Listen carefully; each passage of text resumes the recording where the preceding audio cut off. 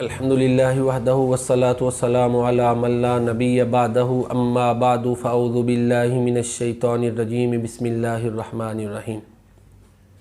محترم ناظرین کرام، ایک دفعہ کا واقعہ ہے کہ سیدنا ابو بکر صدیق رضی اللہ تعالیٰ عنہ یہود کی عبادت گاہ میں گئے اور انہیں دین کی تبلیغ کی۔ بیت المدارس، وہاں پر ان کا ایک بہت بڑا عالم فنحاس آیا ہوا تھا یہودیوں کا، اور وہاں پر کثیر تعداد میں لوگ اکٹھے تھے۔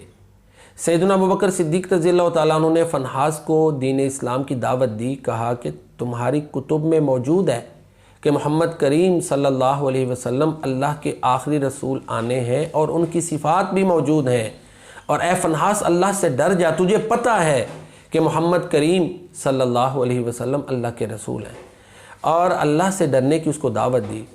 فنحاس نے سیدنا ابو بکر صدیق رضی اللہ تعالیٰ عنہ کی باتوں پر غور کرنے کی بجائے الٹا اللہ تعالیٰ پر اعتراض شروع کر دیا کہ ابو بکر تم کس اللہ کی بات کرتے ہو؟ معاذ اللہ، یہ فنحاس نے کہا نا کہ جو اللہ ہمیں سود سے روکتا ہے اور خود ہمیں کہتا ہے کہ قرضہ سود پہ دو۔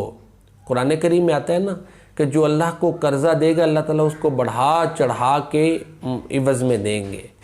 تو وہاں تو ترغیب کا مقصد یہ ہے کہ غریب غربا، اللہ تو صمد ہے نا، اللہ تعالیٰ تو بے نیاز ہے، سارے اس کے محتاج ہیں، وہ کسی کا محتاج نہیں۔ یا ایھا الناس انتم الفقراء الی اللہ واللہ هو الغنی الحمید قل هو اللہ احد اللہ الصمد۔ اللہ تو صمد ہے، یہ تو انسانیت کی بھلائی کے لیے، انسانوں کے اندر انسانوں کی ہمدردی کے لیے قرآن کریم میں اللہ تعالیٰ نے یہ الفاظ استعمال کیے، لیکن اس یہودی کا دماغ دیکھیں کس طرح اس نے ان کو مولڈ کیا، مینیپولیٹ کیا اور ان کو غلط رنگ دے دیا۔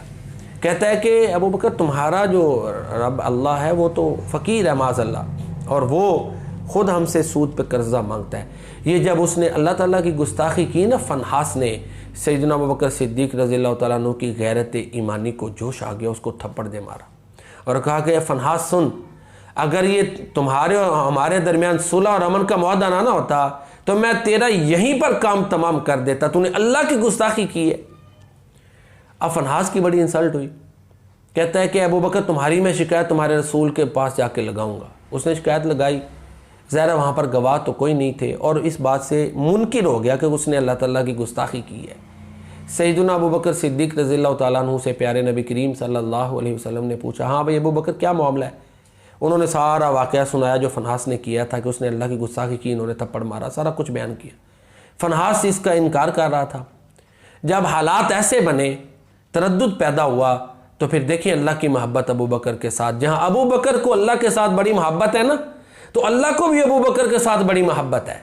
پھر اللہ تعالیٰ نے گواہی دے دی کہ یہ فنحاس جھوٹا ہے، واقعی جو ابو بکر کہتا ہے وہ سچ ہے، اور اللہ نے قرآن اتار دیا، لَقَدْ سَمِعَ اللَّهُ قَوْلَ الَّذِينَ قَالُوا إِنَّ اللَّهَ فَقِيرٌ وَنَحْنُ أَغْنِيَاءُ سَنَكْتُبُ مَا قَالُوا وَقَتْلَهُمُ الْأَنْبِيَاءَ بِغَيْرِ حَقٍّ وَنَقُولُ ذُوقُوا عَذَابَ الْحَرِيقِ۔ جن لوگوں نے یہ کہا کہ اللہ فقیر ہے، اللہ کہتے ہیں اللہ نے اس بات کو سن لیا ہے، اور جو انہوں نے کہا ہم اس کو لکھ لیں گے، یہ تو نبیوں کو نہ حق قتل کرتے تھے، ہم نے اس کو بھی لکھ لیا ہے، وہ نوٹ کر لیا ہے، اور ان کو سخت عذاب کیا جائے گا۔ تو یہ ابو بکر صدیق ہیں کہ ابو بکر کو اللہ کے ساتھ بڑی محبت ہے، اور اللہ کو ابو بکر کے ساتھ بڑی محبت ہے۔ وما علینا الا البلاغ۔